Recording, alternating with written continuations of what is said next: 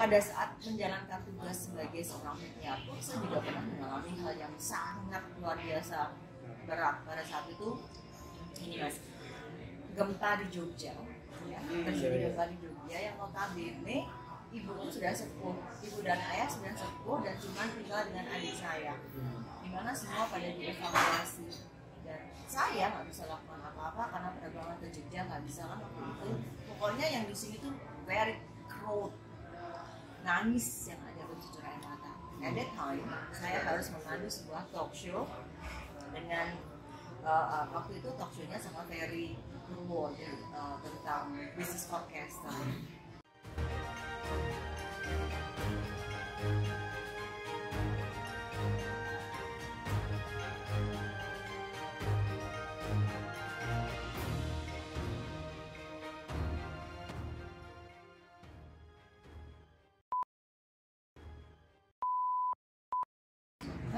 Apa-apa?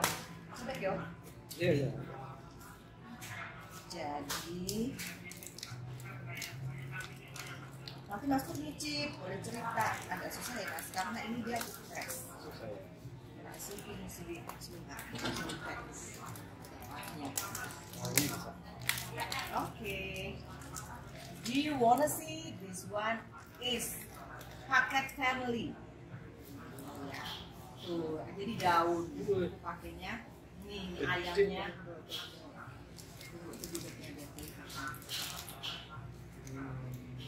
Waduh. Nah, sambal kreceknya itu arek blundu. Ini apa nih? Arek. Itu berarti manis-manis gitu ya? Jadi buat mak muda itu kan pasti ada kuah-kuah santannya. Nah itu aku spesifik pakai blondo gitu.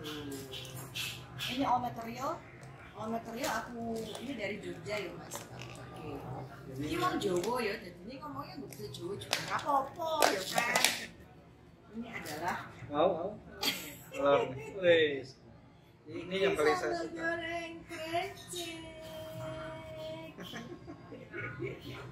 Luar biasa. Ini gudegnya Cicip mas? manis banget ya. Enggak, gudegnya Marek itu khas. Enggak terlalu manis. Margi.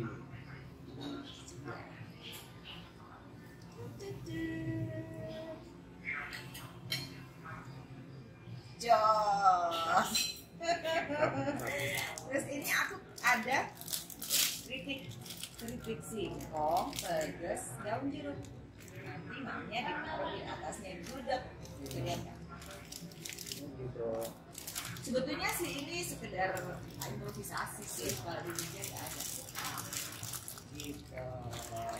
Bagaimana? Rasa jeruknya. Ya, ini daun Banyak. jeruk. Daun jeruk. Ini semua masak sendiri, Pak. Iya dong, dengan kasih sayang dan cinta aku Masih masaknya. sempat gitu. Jadi sempet-sempetin kan untuk Margi Fans. Tak katain kasihan Mas Pur. Ini dia tadi. Mudah-mudahan cocok ya nanti ya Mas Pur ya. Oh, Jogja sama Solo gudegnya beda. Kalau Beda. Solo itu putih. Solo white, selatannya putih. Nggak pakai bumbu, nggak disuruh. Ini Mas, nggak apa-apa ya? Ya apa? Yang penting nggak isinya ya Mas. Oke, yang mau pesan boleh ya di IG-nya @margikitchen.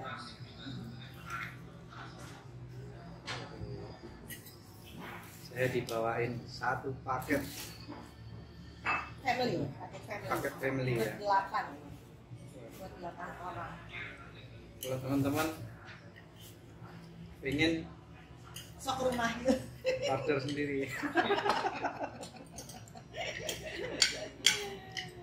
Gitu Nah, Mas. ini makanannya para petinggi Raja-raja. perusahaan loh, raja-raja. Tinggi Pertamina, Amin, tinggi amin. BUMN. Mungkin nonton kali ya, Bu Karen, Pak Budi. Nonton ya Mas. Mbak, dalam berkarir atau berbisnis itu kan seringkali kita bertumbuh pada inspirasi atau nasihat terbaik yang pernah kita dapatkan mungkin dari seseorang kemudian dari buku misalnya atau dari manapun yang kemudian mempengaruhi apa ya gaya kita dalam bekerja atau berbisnis. Bagi Mbak Nena, Siapa role model gitu? nasihat terbaik atau role model Mbak Nena itu siapa? Role model saya Mas Pur. Beneran ya? Betul-betul role model saya Mas Pur. Sebetulnya kalau kita berkaca kepada pengalaman dari banyak orang itu banyak banget ya Mas Pur ya, dan mungkin itu juga bisa menjadi bagian dari setiap inspirasi langkah yang kita lakukan begitu. Cuman bagiku sih intinya yang penting adalah kita bahagia. Whatever you do, kalau Anda merasa bahagia ya lakuin aja. Even itu positif gitu kan, harus positif. Kalau yang negatif ya nggak mungkin bikin bahagia gitu ya. Dan tidak mengganggu pekerjaan kita sebagai karyawan juga. Karena kita kan masih sebagai karyawan, bekerja di tempat perusahaan harus bertanggung jawab, dan apa yang kita lahirkan secara terpisah dari perusahaan tempat kita bekerja itu tidak mengganggu pekerjaan kita yang harus dipenuhi juga. Ya pasti lah. Karena masing-masing kan ada porsinya gitu ya. Pada saat kapan kita sebagai seorang employee, pada saat kapan kita sebagai business owner, pada saat kapan aku harus sebagai mama, pada saat kapan aku harus sebagai istri, kan banyak banget tuh. Jadi memang masing-masing harus kita pisahkan sendiri begitu. Pokoknya yang penting sih bahagia aja sih Mas Pur. Kalau kita lakukan semuanya dengan bahagia, insya Allah berkah kok gitu ya. Kita bikin orang bahagia, kita bahagiakan diri kita sendiri, udah itu aja. Gak usah muluk-muluk begitu. Lakukan saja secara terus-menerus, nanti juga kalau sudah klik ridho dari beliau pasti akan ada hasilnya ya kan Mas. Kalau toh belum ya sabar aja gitu. Ini ngaku ya kalau belum. Tapi tadi nasihat terbaik itu datangnya dari mana sih?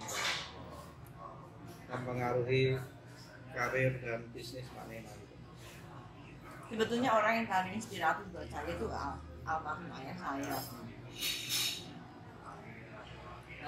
Bagaimana saya melihat dari kecil ya, ayah saya itu punya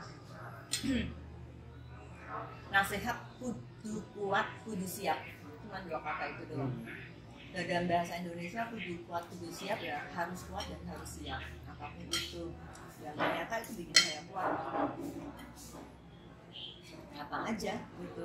Termasuknya aku ditembak Mas Pur tiba-tiba ya aku kudu kuat, kudu siap gitu. Itu dong. Dan ternyata itu dalam. Kudu kuat, kudu siap. Itu dalam Mas Pur. Iya. Ya kan? Jadi ya kudu kuat apapun masalah yang kamu temui dalam kehidupan ini, karena nggak ada setiap orang yang selalu baik-baik saja. Jadi kudu kuat, kudu siap ya. Apapun yang akan kamu temui, ya kamu kudu siap. Harus siap ya. Nah, harus siap. Itu doang Mas Pur. Kalau tokoh sih banyak banget sih, kalau diceritain juga nggak kelar nih kita ntar ya. Tapi satu hal yang paling aku pegang dari ayah saya, almarhum, kudu kuat, kudu siap. Tiap hari ketemu tokoh. Dan semua tokoh bisnis gitu. Paling kalau tokoh luar bisnis paling 5% kali. 70% kita bisnis, 30% politik. Dan itu.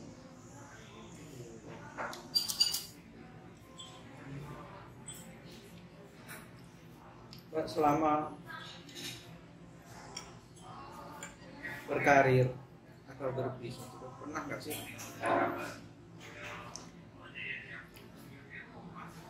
mengalami pilihan sulit gitu, atau saat sedang jatuh atau apa,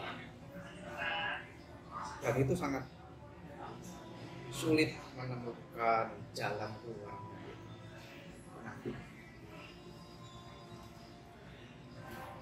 Banyak banget sih Mas ketika saya didapatkan pada sebuah persimpangan gitu. Tapi kalau gini, mungkin bedanya seorang penyiar dengan teman-teman profesi yang lain adalah penyiar ini terbiasa untuk quote unquote split personality. Pada saat kita masuk ke call box kan kita harus to be a tema yang dimiliki oleh audience, di mana audience itu nggak mau tahu gue mau ngapain, gue mau sedih, mau sakit perut, kayak mau berangkat bakal laki dulu, kayak lo anak lo sakit, mereka kan nggak peduli. Jadi aku harus, hai selamat pagi mitra bisnis, harus seperti gitu, dan itu sudah terbiasa begitu. Nah, pada saat menjalankan tugas sebagai seorang mediator, saya juga pernah mengalami hal yang sangat luar biasa berat pada saat itu. Ini mas, gempa di Jogja, ya, terjadi gempa di Jogja yang notabene ibuku sudah sepuh, ibu dan ayah sudah sepuh dan cuma tinggal dengan adik saya, dimana semua pada dievakuasi dan saya nggak bisa lakukan apa-apa karena penerbangan ke Jogja nggak bisa kan waktu itu. Pokoknya yang di sini tuh very crowd, nangis yang ada bercucur air mata. At that time saya harus memandu sebuah talk show dengan waktu itu talk show-nya sama Ferry Purwo tentang bisnis orkestra. Itu gimana coba? Mungkinkah saya harus menangis sementara audiens masih bete kalau dengan aku nangis, tapi sebenarnya hatiku lagi sedang sangat menangis, pikir aku lagi kacau. Tapi aku tetap harus, hai selamat pagi mitra bisnis, kembali saya Naomi ya bersama Anda di bisnis orkestra ada di sini udah. Contoh itu contoh, tapi ya itu adalah konsekuensi profesi yang harus saya jalani gitu. Termasuk pada saat ya dalam kehidupan yang lain banyak sekali ketika kita berada pada sebuah titik persimpangan untuk memutuskan sesuatu bukan perkara yang gampang. Kuncinya kalau saya sih gampang sebetulnya, gue serahin aja udah, mau gue kerso panjenengan mau seperti apa, karena rambut pun nggak akan. Tapi pernah mengalami apa sulit, dilematis gitu. Sering. Dan manusiawi kan. Tapi kan udah dipesan kudu kuat, kudu siap. Dan bahkan aku sampai pada titik ini bukan tidak melewati sebuah perjalanan yang berdarah-darah. Ya pastilah Mas pun juga pasti seperti itu. Mas kita juga Mas tetap bukan siapa-siapa ya sebetulnya sampai sekarang, tapi perjalanan kehidupan kita ini luar biasa sekali. Gitu Masku, aku tuh malu sebetulnya. Aku tuh ternyata bukan siapa-siapa ya, teman ya. Tapi Mbak Nena merasa puncak karir Mbak Nena itu saat kapan? Atau mungkin belum? Aku nggak pernah merasa aku berada di puncak. Aku merasa aku biasa-biasa aja. Lantai 26 lokasinya ya. Tapi aku nggak pernah merasa di puncak, karena ketika kita merasa kita di puncak, hati-hati nggak enak banget, habisnya langsung turun ya gitu. Jadi puncaknya kita terus aja dari sampai nggak tahu puncaknya kapan. Betul nggak sih begitu Mas Pur? Nggak tahu sih. Tentu masing-masing orang punya pengalaman masing-masing, dan itu semua pengalaman itu bisa bermanfaat bagi orang lain. Betul. Ada kalanya yang seseorang itu menikmati jenjang karirnya gitu ya, terus menerus. Belum merasa sampai puncak. Tapi ada kalanya orang yang pernah di titik ini nih gitu, jadi bos dengan fasilitas yang luar biasa, dengan gaji, tiba-tiba setelah itu ya turun jadi hanya sebagai apa, dengan penghasilan ya tidak ada seperempatnya. Jadi masing-masing pengalaman orang itu kan beda. Betul. Nah, semua pengalaman itu menjadi inspirasi, menjadi pelajaran bagi orang itu juga banyak orang juga. Gitu. Betul. Pengalaman Mbak Nena pelajaran juga untuk saya, inspirasi, butuh kuat, butuh siap. Nah, itu kan buat manfaat itu untuk saya. Betul, ya betul. Begitu pandemi datang kan butuh kuat, butuh siap. Walaupun ya Ya buat-buatan juga kan. Setengah dipaksa ya mas gitu. Dipaksa. Aku mau menjalani bisnis itu sebetulnya sebelum ini udah berkali-kali mas, tapi ya itu tadi ya gugur di tengah jalan ya, sampai habis 2 mobil modalnya dan lain sebagainya udah aku alamin gitu. Tapi ya nggak kapok-kapok juga, karena aku pikir ya memang kalau belum jalannya ya udah yuk kita ikhtiar lagi, jalan lagi. Mungkin ini klise ya, mungkin ini terlalu apa sih, tapi kenyataan itu yang saya hadapi gitu ya. Sejauh kita merasa bahwa aku tuh jalan dituntun kok gitu, jadi mas nggak usah pusing-pusing mumet-mumet untuk, bukan berarti kita nggak berikhtiar dan berimprovisasi, itu kewajiban gitu, tapi aku selalu menyerahkan saja kepada beliau yang di sana bahwa udah aku mau dibawa kemana, aku tidak melakukan, saya tidak melakukan sesuatu yang merugikan orang lain, sesuatu yang jelek, ya udah aku jalannya aja, saya jadi jalannya dengan mau memberi ke saya seperti apa dan sebesar apa mungkin. Karena dengan seperti itu menguatkan saya sendiri, karena sebetulnya kalau kita bicara manusia, maka ada nggak sih yang puas sama pencapaian? Mana ada sih gitu kan, selalu ya habis ini habis mobil aja nih. Ya, Mas Pur aja tuh ganti setahun bisa 3 kali ganti mobil. Enggak dulu. Ya kan? Ya. Oh. Kalau saya lebih kepada fungsinya, mobilku apa nggak apa-apa, yang penting bisa aja. Kalau Mbak Nena 3 kali nggak ganti, nambah. Tapi benar, karena apa namanya, aku mencoba memperkecil keinginanku yang menurutku sih sudah nggak saatnya lagi. Aku sudah tidak ya. Satu hal yang sampai sekarang Mas Pur belum aku capai adalah aku pengen punya rumah yatim. Ingin banget itu yang sampai punya aku belum. Kenapa?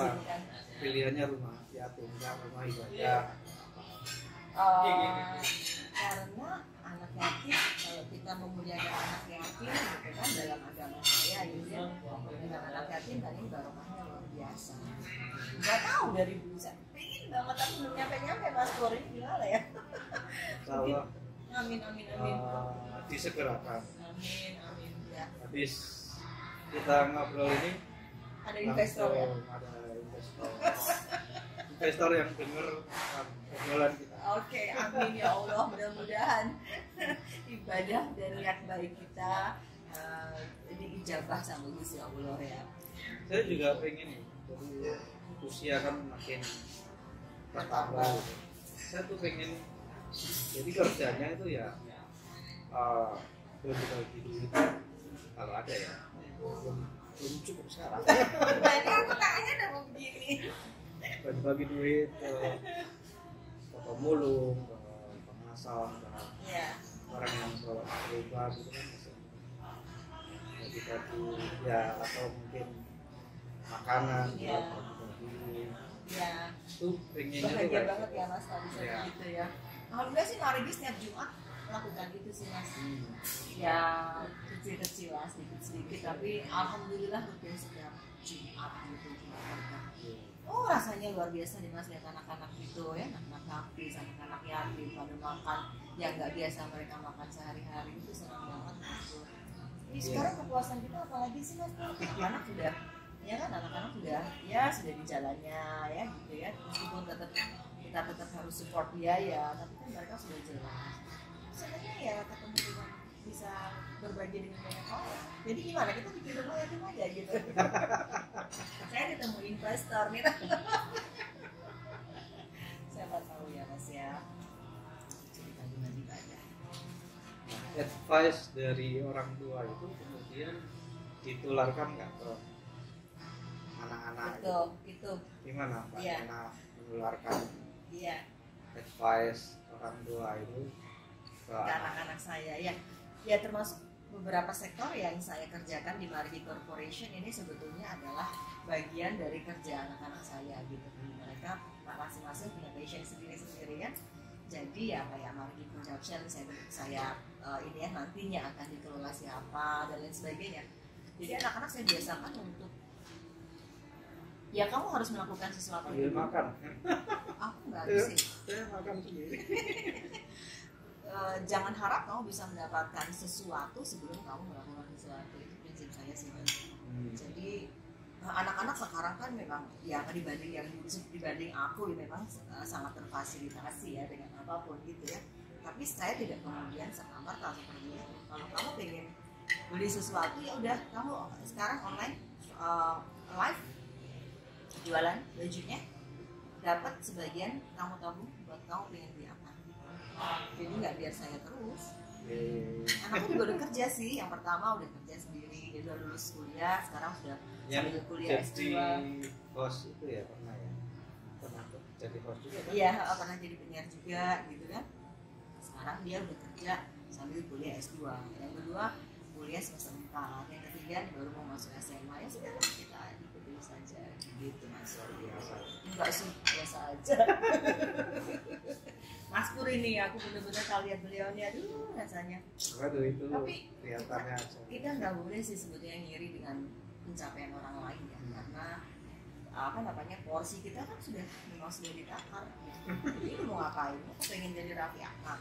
Bukan iri, tapi kita ambil inspirasinya, advice-nya, makanya muncul The Best Advice YouTube channel. Betul. Ini channelnya Dacar loh. Jangan lupa subscribe ya. Banyak pelajaran menarik sudah dapat di sini. Termasuk kan Pak Yahya ya. Pak Yahya. Kasih salam Pak Yahya. Hai Pak Yahya. Apa kabar Pak? Lama ya. Dulu sering kita by phone wawancara. Sekarang kita ketemu. Ini saya juga nih ketemu sama Mas Pur. Saya ketemu Pak Yahya untuk podcast perdana The Best Advice. Dari jadwalnya 1 jam Jadi 7 jam. jadi 7 jam, dan pada akhirnya sepakat untuk mengembangkan sesuatu. Ikutan ya Pak Yahya ya. Saya juga kalau wawancara sama Pak Yahya, satu pertanyaan ditinggal rujakan, udah ngomong sendiri panjang. Please banget ya. Ya Pak Yahya itu luar biasa, jadi guru bagi banyak pebisnis juga, menangani bisnis, asosiasinya banyak sekali. Iya, dan sehat loh kayak sekarang ya beliau ya. Dan separuh minggu di Jakarta, separuh minggu di Bandung. Dan itu hebat. Dan namanya nempel di perusahaan mana-mana. Ikut dong Pak Yahya, tempelin ya, mari dia. Bisa loh Pak, jadi kan ada asosiasi wanita, pengusaha wanita juga. Nah, itu ada Pak Yahya itu lengkap loh. Jadi nanti aku sampaikan. Siap. Thank you Mas Pur. Mbak, terakhir nih, obsesi hidup Mbak Nina Amelia tahu. Hidupku tuh sederhana Mas Pur. Aku nggak punya obsesi. Nih, nggak punya obsesi, tapi aku punya dream. Aku punya mimpi. Mimpiku apa? Sederhana. Mimpiku adalah aku bisa membawa manfaat bagi siapapun. That's it.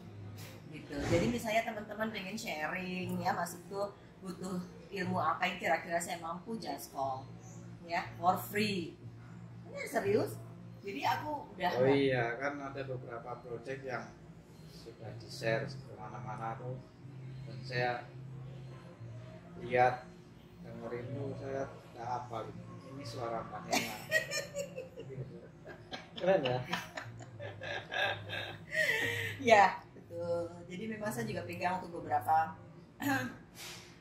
VO talent untuk beberapa program televisi, ya kan. Terus mungkin awarding untuk YouTube channel, ya itu sih buat asik-asik aja. Di rumah ada studionya kan Mas. Jadi ya sambil kerjain YouTube. Jadi sampingannya banyak. Lurusnya satu, ini nyampingnya itu loh. Ya karena seneng aja sih Mas Pur, seneng aja dan bisa dijalani yowis. Seneng berhadiah. Seneng yang menghasilkan ya. Oke Mbak Nina, terima kasih atas waktunya. Sama-sama Mas Pur. Bincang santai sambil makan siang. Oke, sama-sama. Minta maaf ya kalau mungkin ya ngomongnya biasa-biasa banget gitu ya. Kita kan ngobrol, jadi nggak ada yang serius kan. Ya. Kita ngobrol pengalaman. Memang banyak yang takut kalau ngobrol di TPS itu 1 jam terus besar gitu. Berat kesannya. Enggak sih. Karena prinsipnya ya tadi, setiap orang itu memiliki pengalaman, memiliki inspirasi, pernah mendapatkan nasihat-nasihat misalnya dari orang tua, dari bos dulu, kemudian dari buku misalnya, sehingga mempengaruhi karir atau bisnis orang per orang itu. Betul. Jadi ya mestinya sih nggak usah takut, kita kan iyalah, ngapain takut ya kan, santai makan siang kan. Betul. Sebetulnya ini semua ya, kita kan udah melewati sebuah perjalanan yang cukup panjang ya Mas Pur ya. Kuncinya tuh sebetulnya ada di diri kita sendiri. Kalau kita bikin sesuatu itu menjadi simple, ya akan terjadi simple, dan itu yang aku aplikasikan. Kalau kita pikirnya terlalu rumit, udah tetap rumit gitu. Makanya sekarang aku sederhanakan saja. Kita melakukan yang terbaik, do our best, itu pasti gitu kan. Ya, kita punya goals, yes pasti gitu kan. Tapi nggak usah kemudian berharap terlalu besar gitu. Karena yang ada sakit hati aja. Jadi udah ngalir aja, let it flow gitu, ngalir aja. Tapi tetap kita berusaha. Kayak Mas Pur nih, hasilnya kan dahsyat gitu ya. Bismillah, mudah-mudahan kita semua diberkahi ya, mudah-mudahan yang kita lakukan juga banyak manfaat, termasuk yang pada nonton ini semuanya juga sehat dan terus berbahagia, berkah barokah. Oke, terima kasih Mbak Nena, terima kasih. Oke teman-teman, di The Best Advice YouTube channel ini banyak sekali inspirasi yang sangat bermanfaat, nasihat-nasihat terbaik yang bisa mempengaruhi orang dan kita semua, yang pastinya akan berpengaruh positif, dan pelajaran-pelajaran dari banyak orang itu perlu kita serap sehingga bisa menjadi pengaruh yang luar biasa buat kita semua. Setuju. Jangan lupa subscribe, like, komen positif, dan subscribe. Terima kasih Mbak Nena. Thank you.